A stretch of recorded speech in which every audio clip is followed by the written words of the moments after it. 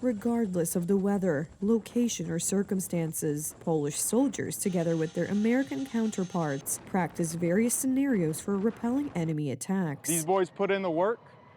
They went out there and they showed any other country that would even think to do anything against NATO that they probably don't want to. Since the beginning of the full-scale war in Ukraine, more than 10,000 American troops have been stationed in our country. Tank crews, airmen, and infantrymen are serving in Poland. Their role is to be in Poland to show that the United States is Poland's ally and to prevent the Russians from even thinking about attacking us. The Americans are closely watching recent events in Poland. The head of the U.S. Armed Services Committee, Republican Senator Roger Wicker, had no doubt that the response to the recent sabotage would be significant.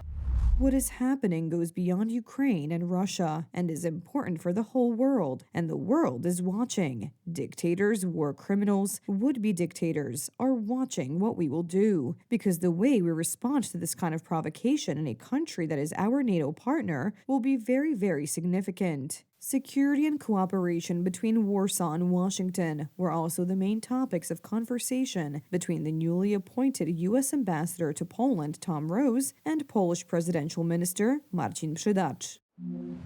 It was a great honor to meet with Marcin Przydacz, head of the International Policy Bureau of the Polish president. We have made real progress in supporting President Trump's efforts to strengthen U.S.-Polish relations. Thanks to our great partners here in Poland, our relations are growing stronger with every step. In response, Minister Przydacz referred, among other things, to the photos taken when Polish President Karol Nawrocki was invited to talks in the Oval Office, less than a month after his inauguration. Thanks to President Nawrocki's visit to Washington, we have received assurances that other countries do not have when it comes to the American presence. Just look at Romania and other countries.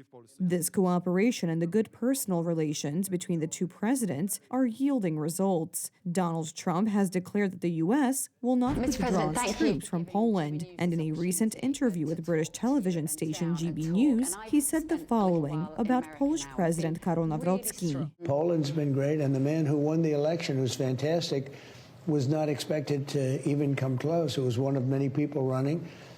And through a friend of his and a friend of mine, a mutual friend, I endorsed him and he won the election. Yeah. So it was a pretty big upset, but he's fantastic. He's going to be a great president. Polish lobbying and pressure from Central and Eastern European countries are already visible in the White House. The U.S. is tightening its stance towards the Kremlin. Donald Trump has supported 500% sanctions on countries buying Russian oil, and the Pentagon is planning to deliver Tomahawk long-range missiles.